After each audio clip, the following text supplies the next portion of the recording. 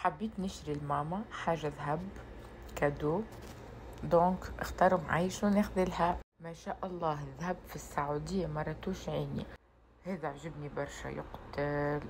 اما هذا بلاكيور ماهوش ذهب، هذوما ذهب عجبوني اما حسيتهم فينو متاع جون مش متاع كبار. اللي عجبك سحر؟ هذا بالنسبة للمقام هذا متاع مرنا. فينالمون خذيت لها هذا، البلاكيور خذيته لها زاده. بعد روحنا للدار بخرت الدنيا وشتيت كسكسي بالدوارة. ماما بعثت لي دوارة مع أختي طيبت لي الكسكسي.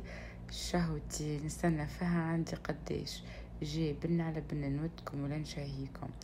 بعد مشينا الدكتور دارين في الرياض. مشيت سحر وش تعمل صون دو فيزاج سبيسيفيك. الحقيقة البو متاعي ومتاع أختي تبدلت من الجينا للسعودية. أي واحد يتبدل عليه الطقس البو متاعو وشعره يتهلكوا.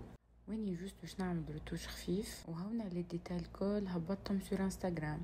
جاتني صاحبتي بالذمة من قطر، خرجنا مشينا باش نبدلو الجو. جينا البلاصة ياسر محلاها في الرياض، بحكم ديما هي تجي للرياض. سألتها قلت لها ما خير الرياض ولا قطر؟ قالت قطر، واني بحكم عايشة في الرياض دونك لقيت راحتي فيها. ناس محترمين برشا وكل واحد وين يرتاح.